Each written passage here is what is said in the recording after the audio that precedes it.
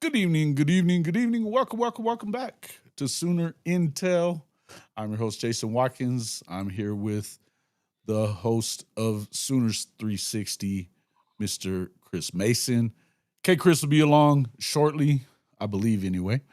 And but if you love college football, you know you're in the right place, and we're gonna get to talking about everything that's going on in this bye week for the Oklahoma Sooners. It should have been quieter, I would think, there, Mr. Mason. We were expecting quieter, I would say. But you end up with a major injury to, John Mateer broke his thumb during the first quarter. I mean, he played very well through that, toughed it out, delivered the win for Oklahoma. Now you're looking at the very least, Michael Hawkins for the next game. And my guess is probably at least through Red River as well. There's some thoughts and talk about, that there's some people that have made it through this injury a little quicker. I think holding the football and that's your throwing hand, I don't know that I guess I'll start off about asking you that. Would you risk it if he's not fully ready to rock and roll come Red River weekend? So I think the example folks are using or referencing, at least I've heard the most part, is Jared Goff had this surgery and came back in like 9 days, I think, or something along those lines. But they're we have different no injuries.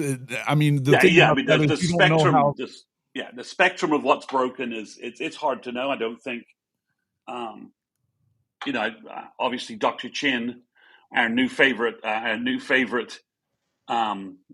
orthopedic surgeon for the program and for the state, apparently, since I think today got named Dr. Chin Day, I believe, by the acting attorney general for the state of Oklahoma. So I think, Jason, obviously a part of this is going to be how Michael Hawkins performs, and how they think he does. So I think part of that is unknown, right? We won't know that until we get to see Mike running the first team offense, for at least a half versus Kent State, depending upon how cautious they want to be in leaving him out there versus getting Whit Newbauer some plays as well, which I don't think is the world's worst idea. So I think Mateer wants to play in this game. Obviously, he's amped up. He wants to play in it. I think you have to. I think it's a tight line for Brent to walk here, right? You don't want the kid to hurt himself, and you don't want him being less than 100% and hurting the team. Right. Not that I think Mateer would choose that, but he's obviously such a leader, such a just a warrior dog, whatever term you want to use. So I think you've got to almost protect John against himself a little bit, both physically and otherwise. Mm-hmm. So I think there's just so many variables at play here. It's hard today to know what to do. I mean, Chris Mason, hold on. What are you talking about now?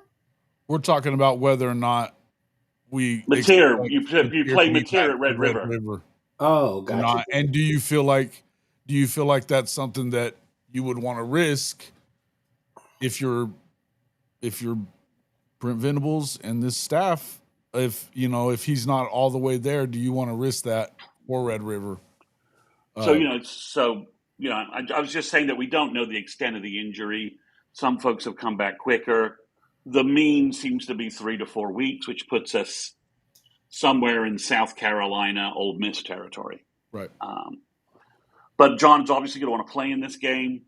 He's not going to want to miss. I mean, he's from Little Elm, Texas, right? He's not going to want to miss this. Sure. And he gives us in usual circumstances, he obviously gives OU their best chance to win. But we don't know where he would be. Like I said, the Jared Goff injury seems to be the one that folks are sort of holding hope to. That's sort of a 9-day injury. So I think we just don't know yet. But I think, we should all be prepared that Mike Hawkins is starting the Texas game and work from there and see what the injury the injury reports look like Wednesday before the Red River game. I mean, there's a good chance that, that if Brent might just declare him out to just try and stop the circus around it from that aspect and give Mike as much, Mike as much confidence and not turn Red River Week into a complete, circus of people trying to figure out and rumors and counter rumors and stuff like that. So, but Brent's got to walk that line, and it's not an easy one. Well, okay, and I'll go to you, Kchris, and welcome into the show from the Horns Down podcast, our boy Kchris Griffin. What are you thinking about all this, and what was your initial reaction when you found out about the injury? Initial reaction was, okay, what the hell is actually happening with the hand? So, you heard hairline fracture, you've heard, broken hand, this and that. You've heard this, that, and the third about the injury or whatnot. But, at the end of the day, we have 3 weeks. We have 3 weeks, down there 4 weeks. Sure. If necessary for the hand or whatnot. They're not going to let the extent. I think the competitive nature and all the rest of that stuff, you let players go be players. If he could play in Red River and he's close to 100%, because by then, I mean, he's going to get all the rest and everything that he needs. I'll be honest with you. I didn't want him playing in this Kent State game in the first place. Honestly, I wanted to rest as many guys as we possibly could. I'm kind of bought in. I mean, I've kind of bought into this whole NFL model that we have going now. I think people are slow to really come around to that. They're not even around the curve yet to realizing what's actually happening here in present day college football.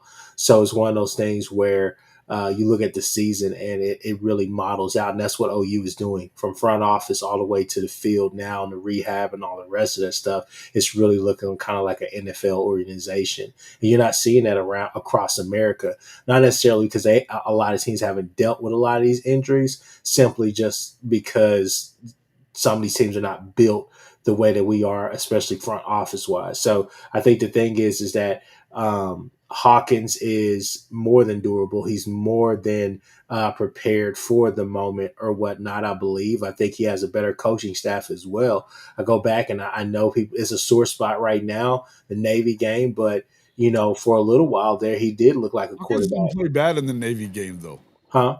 Hawkins didn't play bad in the Navy game. My Actually, the defense wasn't very good in the Navy game. But that's my point, though. My point, not even talking about the defense or anything that happened in that game. Talking about Arbuckle. Arbuckle's there. Arbuckle helped him look like an actual quarterback. So that was the thing. I mean, at the end of the day, we could go into that game and talk about Joe Jung calling the same game plan that he ran against Alabama and LSU 3 straight games, but we don't need to. But the thing is that he's played in some big environments. He's played in some good games. So the thing is that kid is not going to miss a beat. It's just a fact of, third downs, different things, kind of the nuances of this offense. Does he have those now? You heard good things about him this spring, seeing him kind of in, spring ball as well. It looked like he had a lot of the fundamentals down. I think the biggest thing for him is trusting the offense, not necessarily just relying on his legs when things break down. I don't think that you have to do that, no matter if it's Texas, no matter if it's not. And like I told you guys in text message, I'll be honest with you. Well, if we're going to run the ball, if we're going to run quarterback run, he's probably better at that. He's faster. He's faster. But what I would just say is that I'm not scared of Texas like a lot of people out there are. I'm be honest with you, my respect for Texas fluctuates. Yes, they have a really good defense. Offense is it sputters here and there.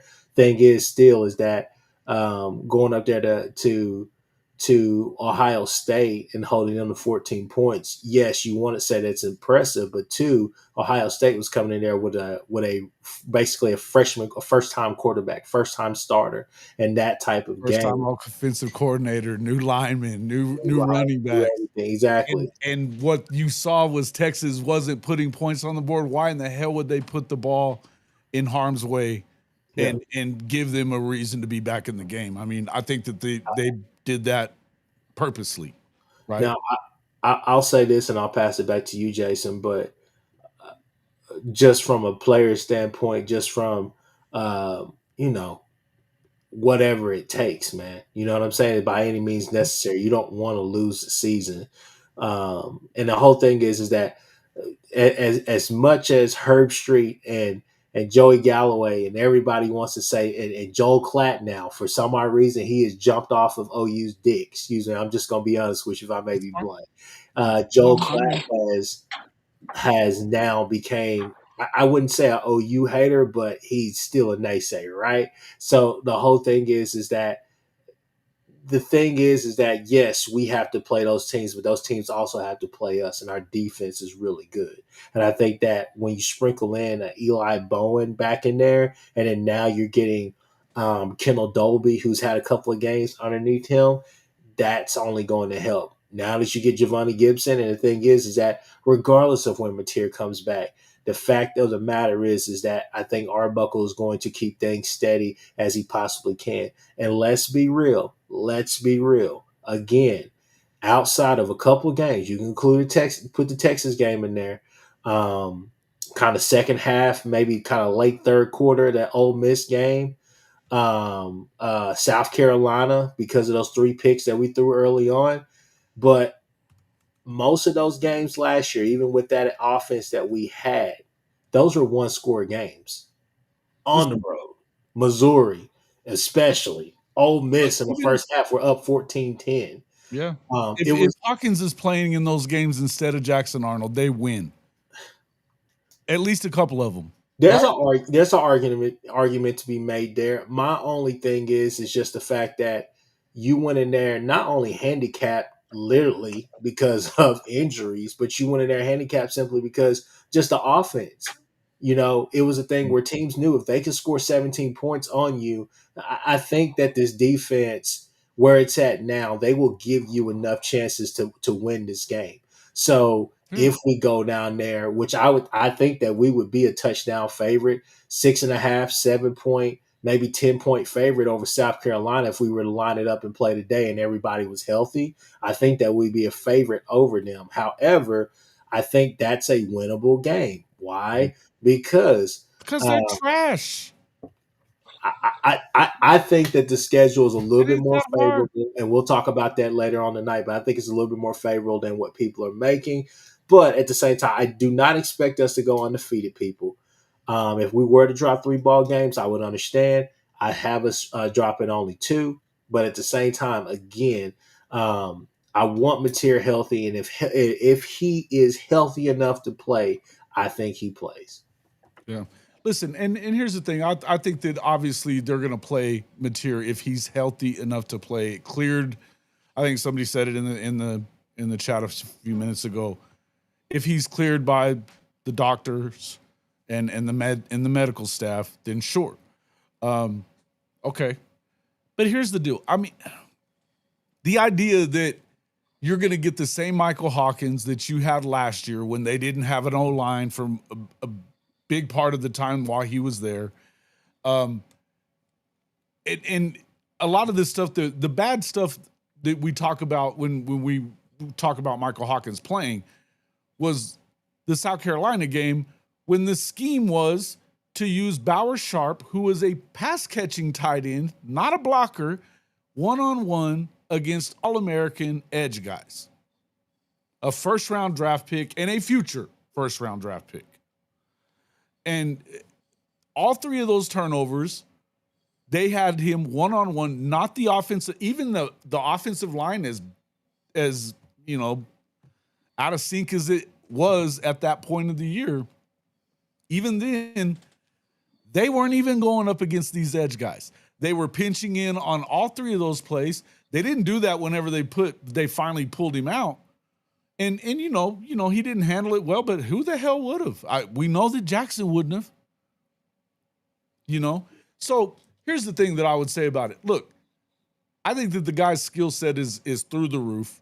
I'm not telling you that I think he's better than John Mateer, and I've told you guys plenty of times that I believe that John Mateer is what this program needed for a lot of reasons. Because number one, he knew the offense. His ability to work with with Buckle. I mean, he's teaching the offense. He's a vocal leader, and he brings swagger and confidence with him that this team sorely, sorely, sorely needed. In the end, we've heard over and over again. I just heard Teddy and Gabe talking about it today, that the most dynamic player throughout spring and fall was not John Mateer. It was Michael Hawkins. That he made at least as good of throws and big wow runs and throws. So we know that he can layer the ball in there. We know he can get a lot of stuff done. They didn't lose the game to Navy because of it, for damn sure. We know that. You know, they lost momentum off of that long run. And I mean, it's a fucking bowl game. Who gives a shit? But he performed, right? He certainly, I would tell everybody that goes back talks about, well, Jackson Arnold delivered the win against Alabama. Shit. If he'd have been in on those plays that Jackson broke loose on, he'd have been in the end zone on both of them. You'd have won by a lot. More than 24-3. No shade to Alabama there, Kimberly. Thanks for coming in, as always. But just saying, my concern over this football team is not. This defense is legit, and this is where you're leading with this defense anyway. This is what is going to win football games for you, is the fact that there ain't nobody that can block these guys. There's nobody that can keep them off of your ass in the backfield, and that includes Texas, and I don't think that their offensive line has been as good as Auburn's has. F Auburn, F them trees, by the way. But, you know, I would just tell you that I just don't see that it's that big of a thing. Well, you're not expecting him to come in here and like win the game for you. That's another thing I heard from Gabe and Teddy. Go in there and do your job. Don't turn the ball over. Run the offense. The same thing that you're asking Mateer to do. You got Mateer in his ear. He's going to be talking with him, and they're going to be helping him out on the sideline. Look, I think that there's a reason why you've heard so many good things about Michael Hawkins in the offseason, and it's because he's damn good. He's the future of the program, and it's why we talked about early in the year, who's got a better quarterback situation than Oklahoma? Who's got a better quarterback? Because you got the guy that was, you know, he's leading the Heisman race at the moment, at least, if you're listening to everybody. Okay, cool. But if you did have an injury like this, you were going to have a guy that is dynamic and can come in and do the same thing. He's done very well in this offense. I'm not as concerned as a lot of people are. I know that there's a lot of PTSD still rolling through the fan base. I'm not among those folks. Hawkins has to find a balance between knowing when to be explosive, knowing when to take his chances, knowing when to do what he needs, knowing when he can fit the ball in certain areas and all the rest of that stuff, and also just find that balance on the other side of knowing when, hey, I just need to manage the game. Like I can rely on my defense to get us where we need. We just need to play, the field position game. Sometimes it's okay. Sometimes it's okay. Not necessarily take a sack, but maybe just take the underneath throw, right? You know that you're still probably 2 yards, 3 yards short of the sticks, but at the same time, field position game, right? Let's force them in there. There will be situations, there will be areas where there will be things open. Again, this is a chance where I say this right here. With John Mateer, there's a lot more things you can do because of just his command of the offense. But if you stick to the fundamentals and you don't get cute on 2nd and 1, 3rd and 1, different things like that, you have to help him out. With everybody looking at Arbuckle, obviously, you have to help him out to get him those scenarios, right? So screens, different things like that, those are going to be a big part of this. But at the same time, just to get him in the rhythm of being able to go north and south with the ball, not with his legs, but with his arm. So he can do it. He can make the throws. He can do certain things. But if you stick to the fundamentals of this offense, I think that you'll be fine for the most part. But again, I think that what we have to do as a fan base right now is not listen to Thamel, Pete Nakos, OU insiders, hell, us, Sooners Intel right now, we just kind of got to play it week by week right now, honestly, simply because we still got Kent State. And me, I have always been a person where I knew walking into a gym, no matter if I already knew in my heart of hearts, I'm going to drop 30 on this team. I'm still going to respect this team just like they're anybody else, simply because I have four other guys that they may not bring their A game.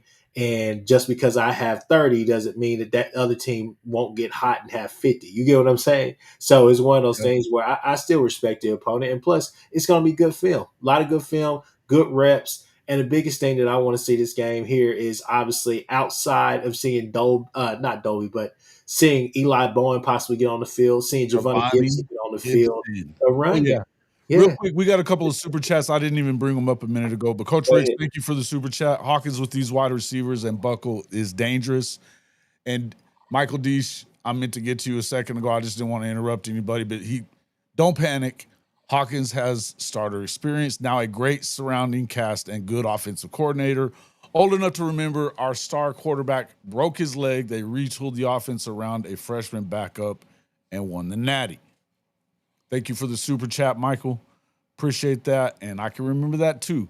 That was that's when I started loving Oklahoma as much, watching those games with my pops and Jamel Holloway. I wouldn't exactly I think it's a different time, but I will tell you this. I think they wanted to go and get a quarterback because you needed to make sure that you, in case of injury and stuff, and I think that's why it was so important to do that. And Chris Mason, do you think that? I mean, I was really glad that Michael Hawkins stayed around, and this is why, because you just never know with a guy that runs and all that. I mean, he didn't get hurt running the ball; he got hurt throwing it, but it was important to keep him around, don't you think? Well, they obviously spent to keep him around in post spring. Yeah, he could have left post spring. He had a very good winter campaign. He had a very good spring.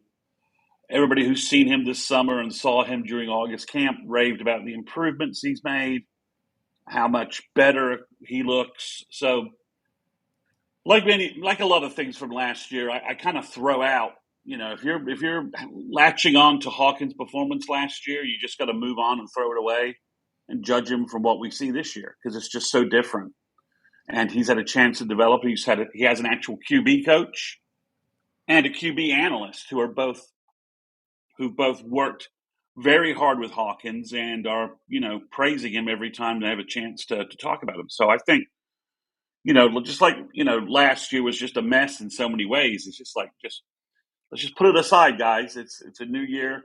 Hawkins was the guy they kept. The Gonzalez kid who went to Pitt was apparently realized that he had no chance of being the backup behind Hawkins, the Holstein kid. So, yeah, I think it just seemed like we'd made one big step forward with winning versus Auburn, and we weren't even allowed to enjoy it for like a day, 2 days before we got the material news. So I think it's more about the momentum. The bigger concern I have is sort of some of the mental things and what it does to the team. Does this, the momentum they had and the confidence they had on defense, knowing that they had material behind them. So we'll just see, but I think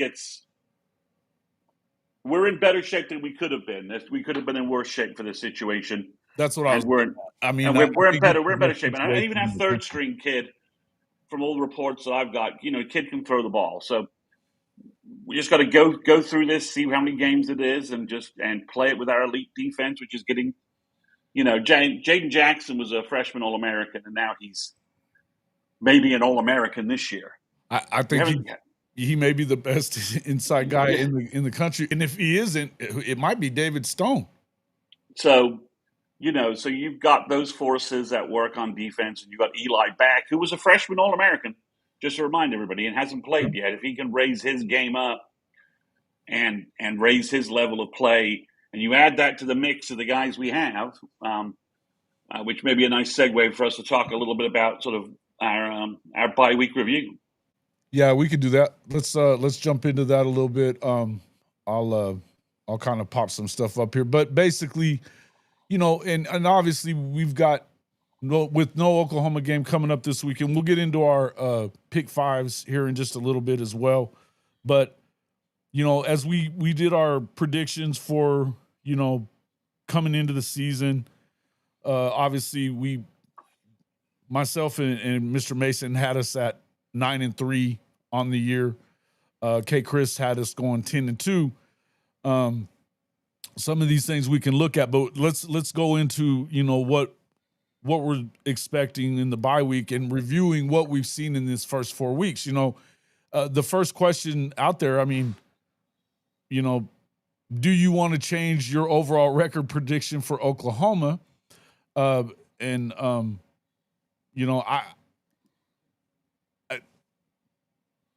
Kchris didn't, and you didn't. I almost feel like you can. I would say I was at 9-3. I think that they can go 10-2. I don't believe at all at all in South Carolina at all. I think no, really. No, I think they suck. Yeah. But I do think that Tennessee's better than I thought they were. So there's the and you got to go on the road to for that one.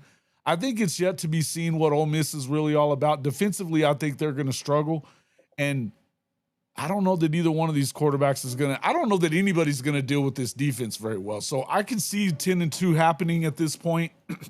I don't know that I'm ready to predict it necessarily, but I do think, honestly, I don't feel any different other than I know that this is the best defense in the country at this point. So I feel better about it.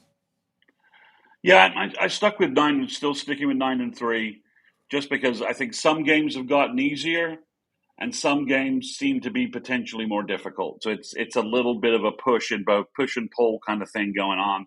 We'll know a lot more after this week when we have a chance to see some teams play games again. But I'm still sticking with 9-3. I'm happy with that number.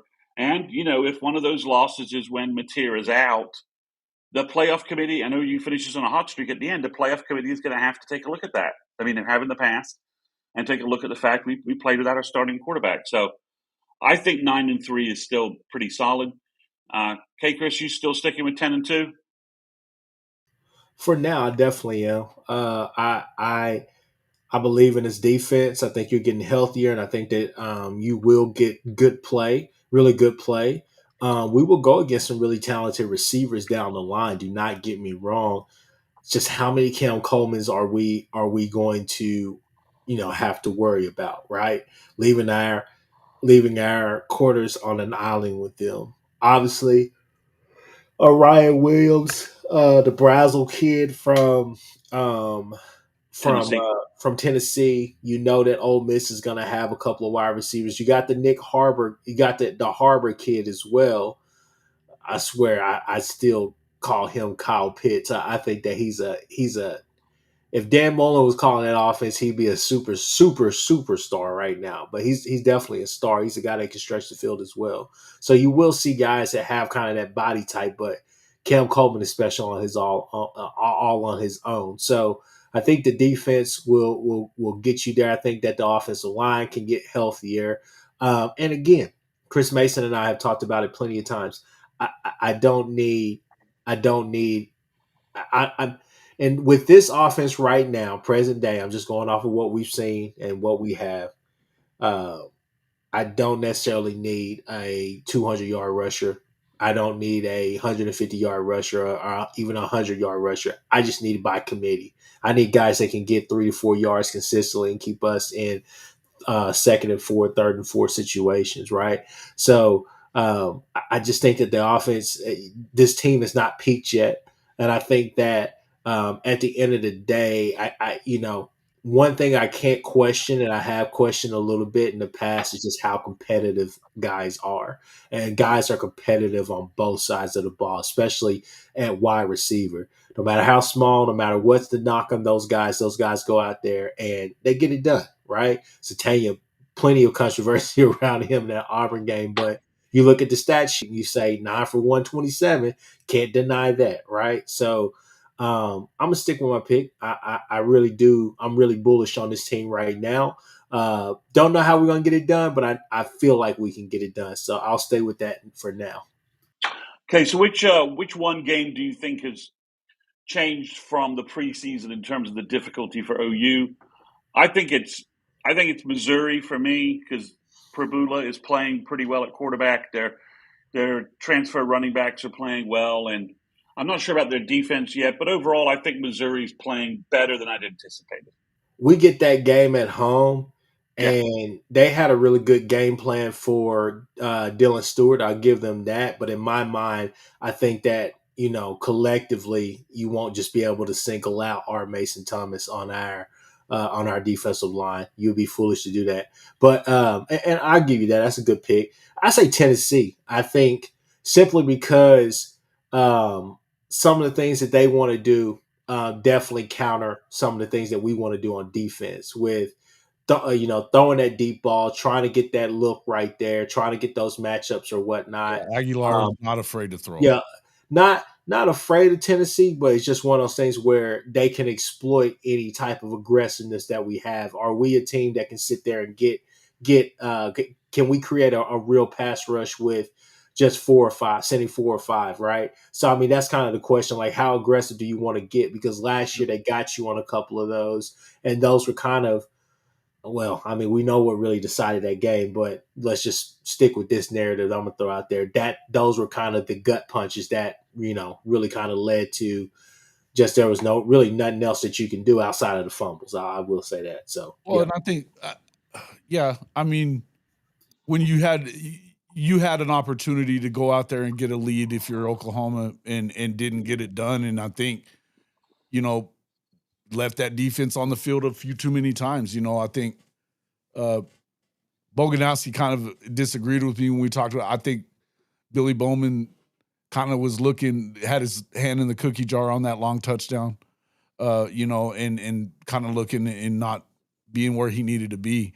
Although that wasn't really his man, but being the safety, he could have stepped in front of that ball. But in the end, it was turnovers by the offense that really hurt them in that game. So I think that defensively, if you can go up there now, the main thing is that it's going to be rowdy there at Neyland Stadium. That would be the one that concerns me that I really wasn't concerned about before because I didn't think that they were going to be that good.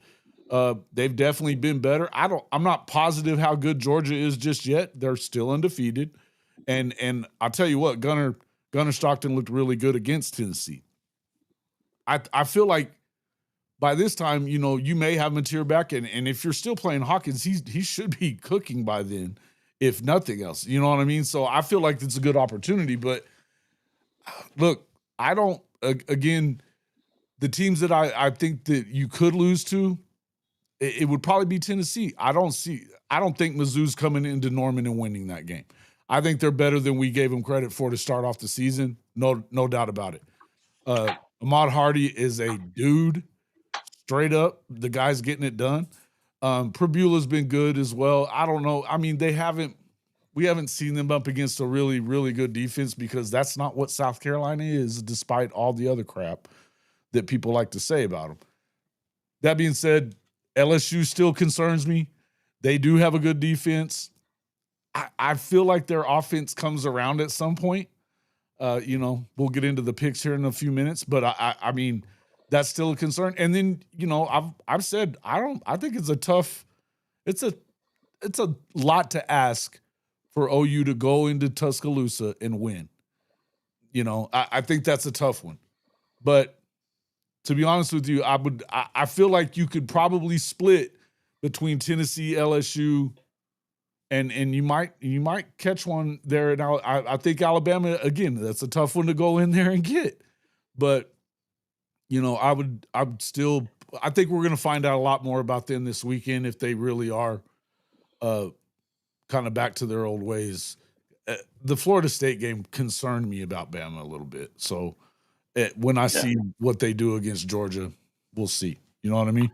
Brandon Snake, thank you for the super chat. Is it crazy to think not many O-lines can stop our Mason Thomas? I don't think many O-lines can stop anybody on that defensive line. But yeah, So, R. Mason came in with his motor running, didn't he? all right. So moving forward, in terms of offensive MVP, I think we can pretty much all agree it's Mateer. That hasn't changed from what we thought preseason. Well, I guess depending on what happens with his injury, but yeah, But to date, yeah, of first course, four games of the first four games. absolutely, yeah, he's I been the think guy. I think the more interesting one is defensive MVP because I think you could choose 5 or 6 different guys here. I went with Jaden Jackson. Mhm. Chris, you went with R. Mason Thomas. Yeah, I went with R. Mason Thomas simply because I think that he changes things. He opens up things for people. For the folks. Coming into the season, we definitely, I think, hopefully you guys agree with me on this, but I definitely said like, hey, we have to figure out who on that other side, Marvin Jones Jr., Taylor Wine, Danny Okoye, or whoever, who is going to step up on that other side, because they're going to run a lot of different mini games at R. Mason to keep him Sure. occupied, right? So I think that he's somebody that changes things for the rest of the defense because you have to pinpoint him and you have to pinpoint Jaden Jackson, and then that helps other guys. Some of the twists and some of the stunts, I don't even think that we have to necessarily do a lot of twisting and stunting, but it's just the fact that a lot of those mini games or whatnot, you can take advantage of it with that simply because they're obviously trying to game plan around those two first and foremost to establish what they're trying to do offensively. And so I think that our RMT has been a big part of that, is trying to basically make the OC kind of overcompensate and sometimes just over scheme Yeah. for him. Okay. For For for for me, the, yeah, go ahead. I didn't have one picked there, but I think Jaden has probably been the defensive MVP, but I don't know that he will be the rest of the way. I got to tell you, David Stone, week after week, is looking like a different dude. Yeah, he's on an upward climb. The other guy that you have to look at is Kendall Daniels has been a breath of fresh air on this, at the cheetah position. He's come in and made some huge plays. Love seeing what he's doing, but I think it's right now. It's Jaden Jackson is the leader of that defense as far as he's gonna, what you're getting from him week in and week out. But David Stone has turned into a different dude, and I mean what he looked like last week and getting 3 sacks, in the game. It's just getting better and better for him. And yeah, man, there's a reason why he was the number 1 defensive line prospect in the nation a year ago, no doubt. Okay, so we've got the transfer player of the first four games of the transfer MVP. And we were all pretty much in agreement that so far, just through 4 games, Yeah. as Marvin Jones Jr. has probably had the biggest impact as a transfer from the transfer perspective. No, I think it's Kendall Daniels. I didn't. Okay. I hadn't filled it out, but I hadn't filled it out. So it's to me it's Kendall Daniels. But Okay. I think Marvin Jones has been really good too. I think he's been really good too. I just think Kendall was a little quieter against Auburn, and Marvin had a bigger game. Okay. I mean, that's just my viewpoint. He also Especially with had a horse collar that kept a drive going. No, that's true. That's true. So it's always give and take there. Not that I'm So, not nitpicking at Marvin, because I think he's been a lot better than anybody really expected him to be. yeah, I think that's true. Especially from the difference from the end of spring to now is, I think, greater for Marvin than it is Kendall Daniels. Okay.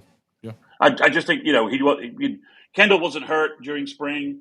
Marvin Jones Jr. was, and I think both of them have. I'd love to get another year out of both of them if we could somehow, by hook or by crook. But we'll see. But I definitely think they're both they're playing at a higher level than what we. I mean, if offensively it would be Satania probably as the only other name out there, but I like MJJ as our guess. So Most improved player on the offense. I'm just cheating and taking the most obvious name on the planet, and that's Jaron Kanik. I mean, so I'm cheating and taking the John Mateer, as offensive MVP. As far as most improved player on offense, Kanik is a very easy. I know he wasn't on offense last year, so maybe that disqualifies him from this. But I'm just going with him. He's had a sensational first 4 games at tight end, far obliterating any real expectations we had in August. Yeah, I'm with you there. Kchris, you had Fabechi. Yeah, I have Fabechi. I mean, it's honestly been night and day. He's been consistent. Still not necessarily. I'm like, night and day, though. He was the best offensive lineman last year. Okay. We disagree on that. Yeah. I mean, yeah. I knew that was coming. Yeah. Was there a best offensive lineman last year? Honestly, I'll be honest with you. He graded the best. I know that part. After that Ole Miss game, I think Howland and Ozada, I really liked that pair playing together. I thought they were really good together. But yeah, no, I would give it to Fabechi. I think that he's definitely improved. He's been the most consistent out of everybody, but you've seen a lot of good things from a lot of guys. Just that whole it's time to circle that wagon. We need to have that rotation as far as who's playing and who's not. Okay, so defensively, again, I think you could choose any number of players. I went with Kobe McKenzie because I just think from his year over year, his plays, he's just raised his game and filled the leadership gap of Stutzman in terms of from that perspective and so on everywhere else. So I went with Kobe McKenzie. Kchris took again the best easy answer, Owen Heineke, walk on reserve to impact player. So Chris, that was a great pick of Owen Heineke. No two ways around it. That dude is a baller. Yeah. So that was a great pick, Chris. And Jason, do you have a most improved defensive player? I think you could go with either one of those guys. I think that's fine, either one of them. But I got. Well, you could go with David. You could go with David Stone too. I think year over that's year, where you would probably fit David Stone in for sure. He's definitely put in. I mean, he got 90-something snaps a year ago. Had some injury stuff, and I mean, there was an opportunity that they almost lost him in the offseason over NIL and stuff like that. But I got to tell you, to me. Yeah, I think he's easily that guy. Another guy I think that you could talk about most improved. Look, we hadn't seen a ton of Peyton Bowen, and he's been all over the damn field. He's been great. It just speaks to our defense. It speaks to our defense that you could have gone Peyton Bowen. I mean, Owen Heineke. You could go David Stone. You could go Kobe McKenzie. Sure. It's been you could go crazy. With Samuel Mosigo too. Yeah, you can go. It's crazy the level that defense has played at. So, based upon the rest of the schedule, what do you think is going to be the game of the year? I'm going with LSU. I think somehow by hook or by crook, that game is for a playoff spot. And Thanksgiving weekend in Norman, that for a playoff spot, it's going to be a unreal environment even for Thanksgiving, just because I think the weight of it is going to bring out something great in terms of performance from the Sooners. That the LSU the LSU game, the chance to get into the playoffs with a win there, and really put that's the final nail in the shit show that was last year, right? If that's the turnaround you've had from what we had last year to securing a playoff spot, I think that we know the environment at home has been great. It was great for Auburn. It was great for Michigan. I think that game for a playoff spot Saturday night, probably in prime time, I just think it could bring out something great. I think that's fair. Okay, Chris, you've got Tennessee.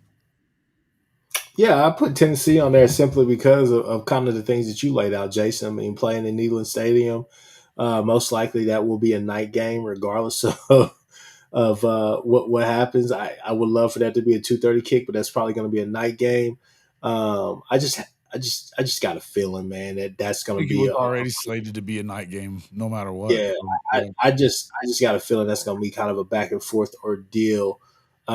Just kind of figuring out that chess match. How aggressive is too aggressive? You know, I think that's kind of my biggest thing right now. Regardless, though, yeah, I think Tennessee simply because I think Tennessee is Aguilar makes them way better than what Nico was. You know, so if Nico would have came in there this year, I'd have been like, yeah, no, for sure. I think that we should go in there and handily beat them. Um, also at the same time, you know, if they would have had one of their other backups or whatnot, you know, take over, I would have felt pretty damn confident about this. Regardless, I think that's going to be a pretty good game. Their defense they play hard. That's SEC talent over there, and it looks like they have kind of, you know, they they're toughing this thing out. So I think most people will say they've been happy with what the product has been. They won that trade. They won that whole the you know shebang bang. So Oh yeah, Tennessee. Oh, for sure. Yeah, Tennessee won that whole thing with Nico and all the rest of that stuff. So I think a Nico lot and of people, UCLA lost to UNM. yeah, I think people are happy about it. So Yeah. regardless, though, yeah, that Tennessee would be my pick. All Yeah. right. I would probably, just to be different, I'd go with Alabama. I mean, you know, you're on the road in Tuscaloosa. That's a huge game. Especially if they win this game tomorrow or this weekend against Georgia, I mean, it could shape up to be a huge matchup. Depending on obviously what happens with Oklahoma in between now and then as well. But I think that game, you know, you've got what 3 weeks left in the season. It could be very instrumental in what happens, um, as far as the playoff picture is concerned. You know. All right, well, guys, we're gonna skip ahead to our picks. Chris has kind of a little bit of time crunch, so we're Got it. gonna jump Got it. onto Let's our do it. Yeah. picks. Let's. Picks. Yep. We'll go to the MyBookie pick 5 for week 5. Last week, obviously, you know, Kchris is falling down. He's falling back a little bit here. And you know, I don't know what's exactly going on with him, but not looking good so far there. Kchris, you've fallen now, what, 4 games behind Mr. Mason and 3 Look, behind me. you you try to take the good picks. You know, I picked Indiana. I picked us to win. I thought Florida would play inspired, but I think they're saving that for next week. We'll leave it there. No, it's And not like then you're done. We'll go ahead. Continue. Nebraska at home, I thought for sure that they'd be able to. That would give them the boost they needed to get past Michigan, but Should have yet known better again, than Matt that. Rule's got to go back to the yeah, he's got to go back to the whiteboard, right? Yeah. And then also Texas Tech at Utah.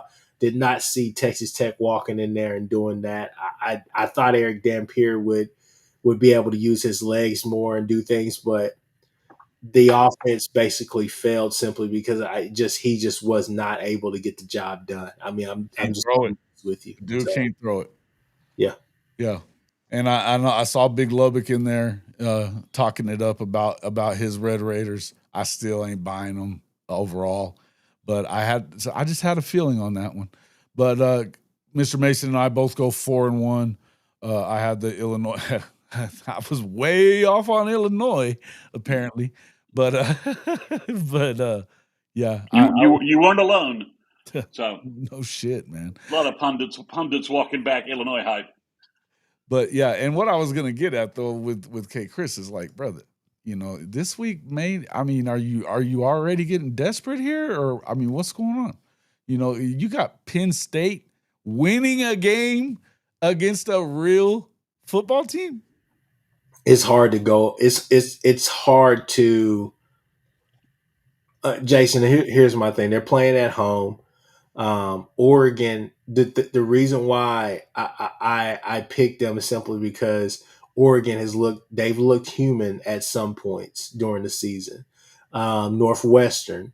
uh, what Oregon State for like maybe about a few minutes in the first quarter. They looked human at times, and so the whole thing is that when they play, they're having to travel across country to play at Penn State. The only good thing about that is that they get to play a whiteout in the morning on Big Noon kickoff. So praise them for that, right? But we all know that should be a night game. Regardless, though, I just got Penn State at home, man. I think Colton Necky have something dialed up. And I think it'll be a close game, but I got Oregon pulling it out. Okay. We don't. But in that first game we skipped over, LSU and Ole Miss. Look, man, this has been kind of one of those games that comes down to the wire every year. Over the last 3 or 4 years for sure. I still think LSU is going to find their way offensively, and it could come in this week because Ole Miss's defense is not very good. So that's why I've got LSU. Mr. Mason, what makes you like Ole Miss? Well, I like the fact that it's at Ole Miss, LSU. I just wonder about their offense, and maybe I'm giving Trinidad Chambliss or Chambliss Trinidad too much credit, but they look very good on offense. Obviously, LSU's defense is rumored to be good. I'm not sure how good it is. Obviously, the Clemson win doesn't look anywhere near as good as it did. Well, that's a little hard to play that hindsight. I just think on the road, LSU, Nuss is still kind of banged up. Not playing his best, and I think the running back is also hurt. So the guy for the kid from Duncanville that we passed on, much to our regret on some level. But yeah, I think that's why I went with Ole Miss. It's just more of a. I'm not sure that I really trust LSU on the road to get it done. I know that's crazy after they beat Clemson, but Syracuse smacked Clemson around, so I'm not really sure that I'm giving them too much points. That's too fair. much points on that. I'm with you on Oregon. I think it's too much off firepower and explosion on the Oregon offense. And I just don't know anything about Penn State at all. I mean, they played such a terrible schedule that they haven't been. They've played really. I mean, they've played high school teams. Yeah, basically. So I think that's why I went with Oregon. Georgia, I just think Georgia at home is going to be too much for Bama. Kirby gets the Bama curse off his back. Mm-hmm. Auburn, I'm just not sure Texas A&M will score that much on an Auburn defense that I think is pretty good up front. So I'm just not sure. That's a lot of points for me, and I'm just kind of going with a feeling on the Ohio State Washington game. Again, it's a lot of points. It's a lot of points, though. But it is. Let's get to this Alabama-Georgia game. I have a hard time understanding why you guys would. I know it's at home. I know that they've looked like the better team so far, and I don't know that I'm overly excited about picking Bama in this one, to be honest with you. But Bama has had their number. They've had Kirby Smart's number. And honestly, I mean, Georgia hasn't won a home game against Alabama since the 80s, early 80s at that. So they don't get it. They don't get Bama prior to this new football schedule that got rolled out Tuesday. They also haven't gone to Georgia a whole bunch. But Kirby's 1-6 against Alabama. Yeah, I mean, several of those are SEC championship games, and I just think Saban's not there. So that's true. That's true. So DeBoer hasn't proven. He's obviously not Nick Saban. Nobody is. So I just think, it's not many points. I did think about taking Bama and the points, but saying they would lose on a field goal. But I'm just going to give Georgia the credit here. And like I said, the last time Alabama played anybody with a pulse, it was FSU, who were knuckle dragging them around the field. The Wisconsin win by Bama looks worse and worse. Yes. So I don't listen. I would agree with you on that. I was on with the guys from Sharpshooters earlier, And I said the same thing. Look, I have to tell you that I want to see them do this and not look really bad like they did against Florida State. Now this is the first team since then that's had a pulse. So let's see what they're really about. I think the talent is obviously still there. Yeah. I mean, they've got good talent. So we'll There's plenty of it. defensively, I'm not so sure. The thing that I like Alabama in is that they're throwing the ball around pretty well, and not even with Ryan Williams because he hadn't been playing much. But I think that the secondary at Georgia is a little shaky for at least by their standards. So that would be my thing. The Aubums at Texas A&M. I mean, Kchris and I both have Aggie. 6.5. I get it. I get where you're talking about. I don't think that there's any way. I mean, you saw all those sacks that Auburn gave up against this Oklahoma defense, and I'm not saying that that's what you have at Texas A&M, but you have a good defensive line. If there is a question, it is the secondary of A&M. But to me, I think that they put a blueprint out there, and I think that you when you look at what you're going to get from this staff there in College Station, I would expect that you get a lot of pressure on Jackson Arnold because he likes to hold the football. So I think Auburn is losing at least 3 of their next 6. I don't want to hear any more shit about them being a playoff contender. They're full of crap. I don't see it. Before I go, I just want to ask Chris Mason, just what feeling do you have about Washington? Nausea? Well, first of all, Ohio State's got to go to Seattle, right? So it's a long flight, time change, all that. The same reason why we don't like Oregon going to Penn State. And I'm just not sure. I don't know what to make of what Ohio State's done after Texas, and also that Texas win as well. So I just think that they're hitting on some cylinders, but not like all the cylinders. Washington State is not devoid of talent. I like Jed Fish as a coach.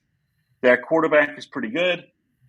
He's the kind of quarterback that can kind of keep you in the game. He's a mobile kid. He can throw. I just think that this is. I think Ohio State wins, but I think it's just tighter and a kind of a squeakier win than most folks are anticipating. It's very much more of a points play. If you're asking me, straight up, I obviously would take Ohio State. But if you're giving me 8.5 points, I think Washington at home. Jed Fish has that team kind of, has that program on the upswing. I like their quarterback. He's played more than. Are you saying cover then? Sayin has win. I'm covered, not necessarily win, but Sayin hasn't played a game on the road, has he? I mean, I know it's Pac-10. It's a Pac-10 road game, even though it's a Big Ten ring road. But I've been to that Seattle stadium. They've remodeled it since I went there. It was relatively noisy when OU was kicking the crap out of UW the day I went. So I just think there's a chance that Sayin on the road, that Ohio State's maybe just a little conservative and allows Washington to stay around into the fourth quarter before securing the win, and maybe a cheap touchdown. Maybe this is a bad beat at the end, and that's how I get my cover. Hey, hold on. Before I leave, he's alive. Oh my God. Oh my God. The clown is back. He's out of protection. Yeah, he comes out after what game? He comes out after you got finally Arch has a game against Sam Houston, and you're in here talking the slump buster.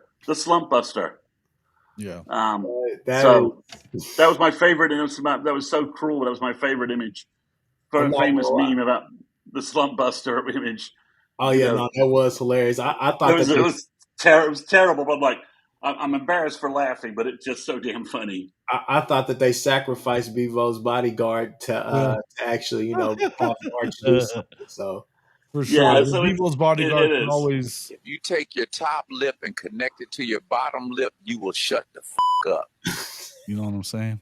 And honestly, I'll get this in before Chris leaves because I know he's got his hard stop. I honestly chose Washington to just try and give you guys a chance to catch up. Okay. Okay, Chris Mason. I got like 1 week left to talk shit, so I've got to get it in. That's insane. Wow. All That's awesome. right, John. Appreciate. I mean, I don't think Kchris appreciated my charity, Jason. I don't think he did. I don't know. It's just a weird game, right? It's just, what is Ohio State? You know, they're getting a lot of cachet off this Texas win, which I don't know. I obviously Texas is a good defensive team, but you know, we'll see what happens after they go to the swamp. You know. So exactly. So the slump buster image, which is just so awful, but just so hysterical. But yeah, I mean, I think otherwise, Jason, it's a great week. I could have picked a couple of other games. No, That I Notre think Dame it's Arkansas. fantastic week of college football, man. Fantastic. As a OU bye week, if you can just sit in front of the TV, no angst, nothing, and just watch football, it's a great day. I mean, it's a day to have two screens when Oregon, Penn State, and Alabama, UGA are matched up against each other. Just great day of football. And, you know, I was a little interested. Do you think the Pigs can scare Notre Dame any? Well, their secondary hadn't been real good. Their defense is not, and this is what Notre Dame does. It's what took them to the national championship game last year, running the football and playing damn good defense, particularly in the secondary and up front. They haven't been the same. They're running they're not doing as much man-to-man stuff. Coach is not happy. But I think talent-wise, it shouldn't really be. And you know, whatever's going on, it's always something with Pittman. You lose to Memphis last week. I mean, you know. Up big at half. It's such a weird thing. You know what I mean? But it's just one of those deals. Models up and running. Not many data points, but OU currently number 3 in CFP ranking according to performance to date. Yeah, listen, that makes sense. But yeah, I mean, there's a combo ranking of FB, like K Ford, ESPN's FPI, and OU is ahead of Ohio State currently on that. Yeah. It has Indiana like 2, so you have to wonder about some recency bias in terms of what they're doing and all that. But you know, Indiana kicked the crap out of Illinois. I mean, there's just no denying what they did. So I don't know. I'm just not sure what that means about Illinois. But you know, it's a big weekend. I think the big thing is 3 of our big time opponents, and Tennessee has a mildly interesting game at Mississippi State as well. If they are flat, Levy's guys and their secondaries in question. Tennessee's secondary is still in question. They're all banged up at cornerback. They have like no cornerback depth, and they're playing the guys that they have. So that could be interesting. But I think for the most part, 3 of the big time opponents we have coming up next, LSU, Ole Miss, and Alabama, we're going to have a much better idea about what they are with the exams facing them. Yeah. I mean, if LSU's defense shuts down Ole Miss and in the Grove, then we'll know, okay, that defense is legit. That's going to probably carry LSU through the rest of the season and some of their tougher games ahead. If Ole Miss lights them up, then I think it's a very different narrative coming out of that game, right? You're wondering, okay, we probably can handle LSU at home at the end of the year. They'll be kind of beat up, and maybe Nuss won't be so motivated. Maybe he'll pull himself to get himself draft ready if they absorb some losses. But again, that's the matchup I want to see is LSU's defense against Ole Miss's offense. Those are the 2 top units in there, and I think that game will tell us a lot. And also, I think the Bama UGA game will tell us quite a bit as well. If UGA is struggling if UGA struggles with Bama, I think that will tell us a little bit about where UGA maybe is. But if Kirby can get off the snide and he puts the boots to Bama, because he will if he can, that will tell us a lot about Bama and maybe the team we're facing that we face in November is just so different than the preseason team we thought we were going to get to play. Yeah. Oh, and hey, Derek, you ain't got to listen to Ryman. Continue going after that dickhead. Go ahead. You can continue going after his dumb ass. Come on now. 48 likes, 98 people in the chat. Come on now. And make sure you're hitting the likes on all 3 streams. Get in there and do that. Make sure. Listen, this is a big one. Is Lincoln going to shit the bed against Illinois? Listen, I think he was talking about they had a late game last week, I guess, and they're going as earliest as you could possibly be. I think you're going to find out something about USC for sure, right? I don't. But all the shit. Is Illinois better than what we saw last week against Indiana? I mean, all the shit's in Illinois' bed, and they're still trying to dump it out of after Indiana took a massive crap all over them. I think if you're SC, right? I mean, I felt like going into last week, I would have said there's no way that they win the game, especially going to Champaign. But maybe. So. Yeah, this is if you're still, and there's no reason why not to, but obviously OU fans viewing the Mateer news as negatively as possible. Some fans are like, well, this is our playoff chances are over. Just the mode some fans are in. But the more I watch the Big Ten, and I'm not really worried about the ACC or the Big 12 having more than really one, having multiple teams. Maybe the ACC will get 2 in based upon the strength at the top end of the conference. But I am definitely worried about 3 or 4 10-2 Big Ten teams with their unbalanced schedules. They're only playing 8 games, right? 8 conference games, I think. Maybe I have that wrong. I'll double check it. But I am, Jason, a little worried about 10-2 USC, 10-2 Indiana, and I don't think they play. And then 10-2 Oregon. I just think there's going to be there's a chance because of their unbalanced schedules. There's a chance that we could have a number of 10-2 Big Ten teams impacting whether it's 9-3 in certain scenarios. Oklahoma team can get in. Yeah, and this Illinois USC game is one of those pieces, right? If USC puts the boots to Illinois, then Illinois drops completely out of that. But then USC, absolutely. Yeah. And then USC rises up. But what we really need is Illinois to sort of rise up, take out USC. We need some cannibalization in those higher tier Big Ten teams of the Indianas, Illinois, USCs, and probably those 3 teams overall. Because Oregon and Penn State are going to play, and they've got some matchups there, and Washington as well is maybe somewhere in that mix. So I just need to start seeing some cannibalization, so those teams start being more 9-3 than they are 10-2. Yeah. I mean, same record, but you put OU schedule up against Indiana's, for instance. They're both 9-3.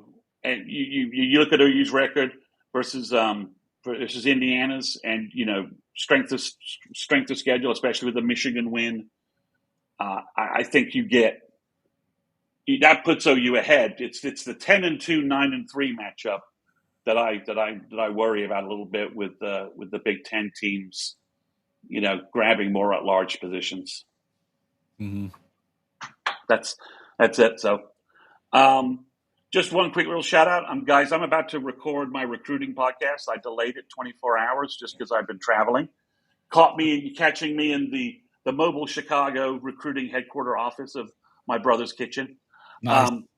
But talk a little bit about that before you get off, though. We got to talk about the huge recruiting wins this morning. Huge. Oh, absolutely massive to out-recruit Texas Tech's money bag. It's just amazing. I mean, OU just Nagy, Bill, Brent, everybody just flat out recruited Texas Tech's money back. They basically, the kid said, OU's not offering me as much cash, but I want to play at OU. I want to play in the SEC. I want to be developed. That the money Tech's offering me is small compared to the money Bill can get me if I'm as a first round draft pick, which is right, which is all right. It's the Not everybody wonderful is just vision of about the Jason. bag either. You know what I mean? Well, we're offering a bag too, so let's not think he's walking away penniless. But Jason, for the actual recruiting to have an actual picture perfect moment where your recruiting pitch lands and convinces the kid, and we're talking about Cooper Hackett for those who are kind of catching up. The 6'7", 265-pound, 2027 offensive tackle from Fort Gibson, Oklahoma, home of Teddy Lehman, and Teddy probably has a hand in this as much as the rules allow.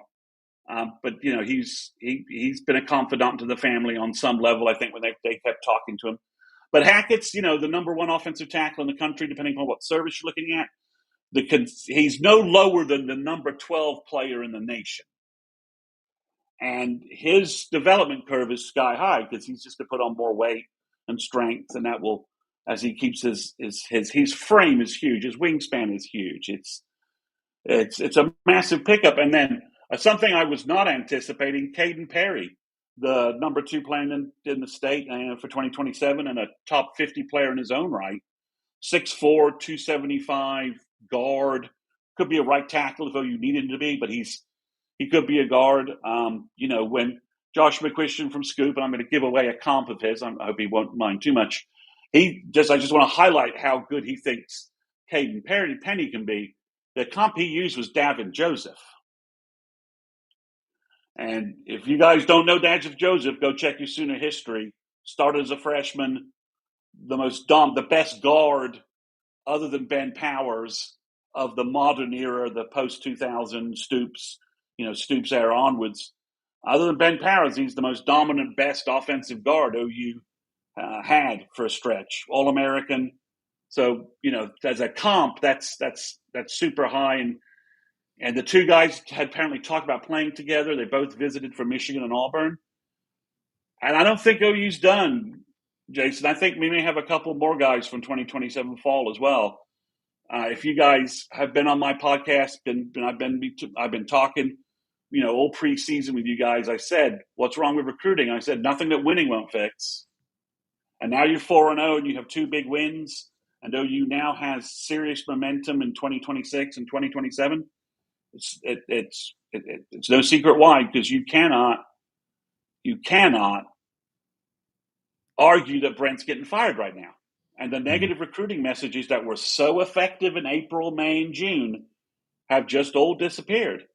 So, J83, I'll answer your question. We do have a recruiting pod on Monday, Q&A. So if you've got recruiting questions, that's where you want to jump on, really. But Taj Overton, probably not. Simply because OU picked up Tank Carrington and T-Ron Richardson after Overton chose OSU. So OU's got the 3 defensive tackles they want. And I think they're only adding a guy that's different than Overton. And Overton's probably a 3-tech, and they've already got Harris and T-Ron Richardson and Carrington who can all play 3. So I don't see them taking a Taj Overton. I don't see them taking Caden Jones. Danny Beal is a true nose guard that OSU had committed from Arkansas. He's probably going to head to Missouri, but I could see OU kicking the tires there. Maybe we'll see. That would make some sense. But other than that, none of you dare ask me what portal players OU should pick up from OSU. That team effing stinks. We don't want any of that trash infecting the good chemistry, good development going on in Norman. So none of those guys. They got all the rest of those dudes last year. Shetron, those guys are all just infected with the curse of a failing Agent Orange, which is you don't want that shit infecting Norman, because just stamping it out is just super difficult. So you do not. But yeah, it was a huge week, a huge day for OU recruiting. Bill's now got 3 offensive lineman verbals for 2027. He could have a 4th by the end of the month. I think that's entirely possible. All good guys. All guys that have camped at OU. He's coached at the camp. And I think that's and there's more guys that could be falling for 27. And they had a big weekend. from the guys from Auburn that visited, but I got lots of stuff on my podcast to talk about, so I'm glad I delayed it today. Oh, there you go. All right, I'll take one last recruiting question if somebody has one that they really need answered. Okay. Go for it. Ask away, folks. Ask away. Well, if you want to get one last recruiting question answered. Let's see. Let me get to. Anybody's got one last thing they want to know? We got the flip on the recruit we wanted. Sooner for life. Yeah. Don't. Let's see. Brewster has been crystal ball to Texas. What about Brewster? Yeah, he's going to choose Texas Tech. Texas Tech is where he's been preferenced. He's going to choose. Sorry, I missed the Tech part. Yeah, he's going to choose Texas Tech, and then OU is going to work him like they worked Hackett. But they're going to work him much harder on the, do you want to be David Stone and be a first-round draft pick, or do you want to go to Lubbock and not be coached and developed by Todd Bates and potentially not be a first-round draft pick because Texas Tech does not produce first-round defensive linemen. They just don't. They've only had one in like 30 years, and that guy was Tyree Wilson, and he was an edge player, and he's pretty much a bust for the Raiders. Because if you can't get sacks across from Max, what's his name? The Raiders defensive end. He's so good. If you can't get sacks across from that guy, you suck. So I think OU will work that hard. They will make a big push, and he's verbaling just to solidify the deal from the Texas Tech money people. He can move away from that anytime he wants. So I think OU will continue to work him very, very hard and tell him, like, look, you can be the next David Stone.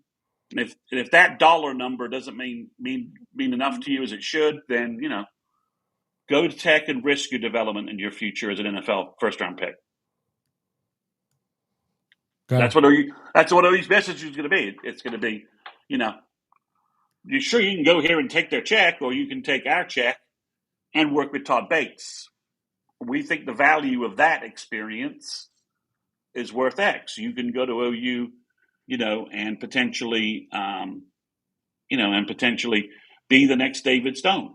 And by the end of the year, that message may mean be the next All-American, be the next projected top 5 pick in the draft. Yeah. Yeah, listen. For all the BS that we're hearing from Bevo's bodyguard, but it's not going to end up on the screen because I'm just going to keep on following you all the way up there. I'm not putting you up here on the screen, and you're not going to get all that shit through. It's just not happening. Thanks, Champion Standard. I appreciate the 100% Champion there. Standard. Our guy. Appreciate that, guys. We're getting him in here one of these times, man. We've been trying to get him on a guest, and I'm going to get him a guest on the blog. But yeah, I think that's what OU's going to do. And that message only becomes more powerful the more people like Cole Kublik say that Jaden Jackson is the best defensive lineman in the SEC, the best defensive tackle in the SEC. And David Stone is getting pretty damn close. And Todd Bates has coached up and motivated Dom Williams to where he's going to be a top 3 pick. Grayson Holton comes in as a defensive end, and he's going to be an NFL pick at defensive tackle because what does he do? He gets to the quarterback. And that's all NFL teams, a pass rushing defensive tackle, you can find a roster spot for that in the NFL. So, I think that's where they go with Brewster, and they'll continue playing that message. And we know Nagy and OU will put up money for defensive tackles. He's said that any number of times. And Brewster is a damn good guy. But let's remember, he was playing running back and no one paid any attention to him. OU is the first team to offer him. And Todd Bates is the first guy to say, you're going to be an all-star defensive tackle. We want you at OU. It took 12 months for the rest of the recruiting world and coaches to realize that. So OU has a market to play there as well, that Todd Bates can say, look, you were playing running back when I saw you. I knew you would be a stud defensive tackle. And since I knew that and was right about that, why am I not going to be right about making you a future NFL first-round pick? So OU's got the message, and OU's winning, right? That's what when you're winning, all these messages carry more weight to them. Of course they do. Of course they do. Simple calculation. It's yeah, very easy. talk is cheap. Talk is cheap. So, all right, guys, appreciate that. I'm going to jump off this, Jason, and get ready to record my pod, which should be up tonight, late night tonight. For those that are subscribed to me, it'll be on YouTube and on the audio platforms, just like per usual. My man, make sure you guys get over there and check it out. Hey, it's so. Make sure you get over there, get on his Patreon. It's $2. It's $2. All the best content. All the best All content. there. All right, thanks, guys. I appreciate it. Thanks, Jason. Appreciate it, my man. Always. All right, man. Okay. Yep. Guys, appreciate everybody coming in. Bevo's Bodyguard, it's so good to see you back, even though you're dumb as shit. You know, it's so good to see him back in here making an ass of himself. I just love it. I just love it. But folks, I appreciate everybody coming in here, spending some time with us tonight. Make sure, hey, NIL Commissioner, good to see you, man. Satterfield, appreciate all you guys coming in. Everybody coming in and spending some time with us tonight. Unk, Champion Standard. Neelio, good to see you, my guy. Glad everybody could jump in here with us. We will see you all. I'll be on in the morning and maybe Saturday night too. So we'll talk to you all soon. See you on the next one.